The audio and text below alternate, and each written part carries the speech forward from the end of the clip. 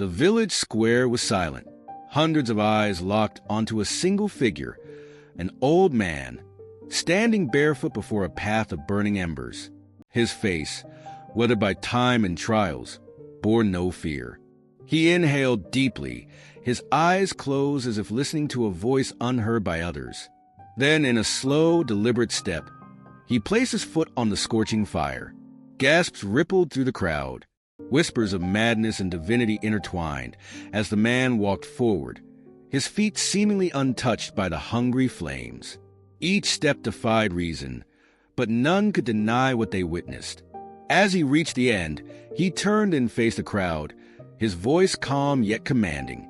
"You believe this is a miracle?" he asked. "But the true miracle is not fire nor flesh. It is belief, the kind that bends reality itself." The crowd murmured, struggling to grasp the meaning behind his words. Among them stood a young man, his eyes filled with wonder and desperation. He pushed through the throng, falling to his knees before the elder. "Teach me," he pleaded. "I have lost everything.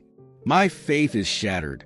If belief can make a man walk on fire, then I must learn to believe again."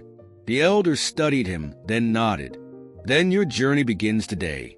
But understand this, belief is not a thing of words. It is forged in the fires of hardship." The young man's journey was about to begin.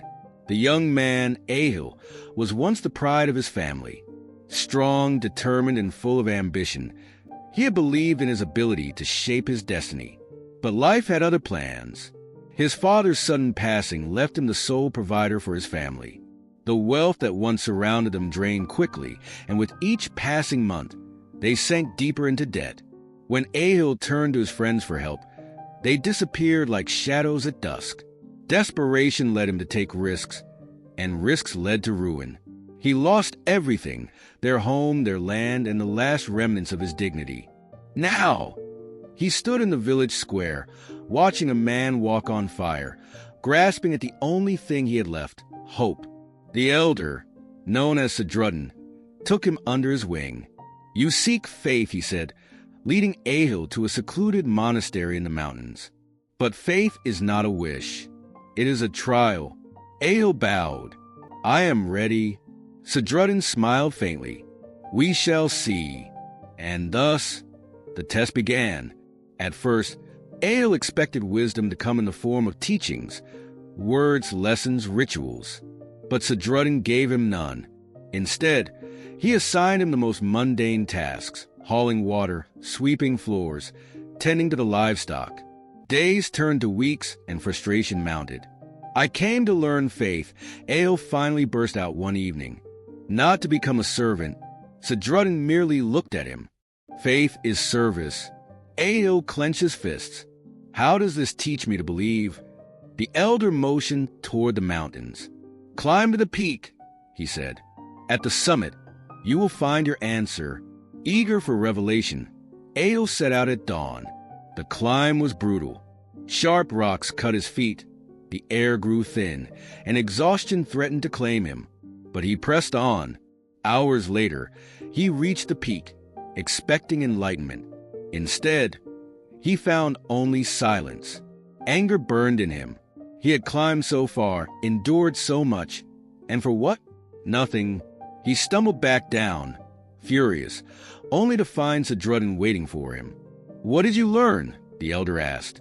"Nothing," Ahil spat. "I climbed, I struggled, and I found emptiness." Sidrudden nodded. "And yet, you climbed despite the pain. You pressed forward despite your doubts." He placed a hand on Ahil's shoulder. "That is faith." Ahil's mind reeled. He had expected faith to be given, like a gift. But now he saw it was built, step by step, in the face of hardship. Ahil's training continued. He no longer questioned the tasks given to him. When Sidrudden told him to fetch water, he did. When asked to tend the fire, he obeyed. But he no longer saw them as chores. They were lessons in disguise. One day, Sidrudden led him to a river. "Step into the water," he instructed. Ahil did, gasping as the icy current wrapped around him. "Now, walk against the flow, Ao pushed forward, but the current resisted. Each step took twice the effort. His muscles ached. His breath came ragged, but he did not stop. He fought the current, inch by inch, until at last he reached the far bank. Sadruddin smiled. Now you understand, faith was not a shield from pain. It was the strength to move forward despite it. Years passed. Ao became a man of unwavering belief, not in miracles, but in himself. He returned to the village, his presence alone enough to command respect.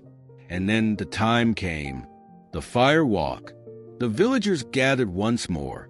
The flames roared, hungry for flesh. But Ao stepped forward without hesitation. His faith had been tested, forged, and now it was unbreakable. He placed his foot on the embers. The fire welcomed him, but it did not burn. Step by step, he walked across, his mind silent, his heart steady. When he reached the end, he turned, meeting the astonished eyes of his people. Faith, he said, is not about waiting for miracles. It is the fire you walk through, knowing you will emerge on the other side.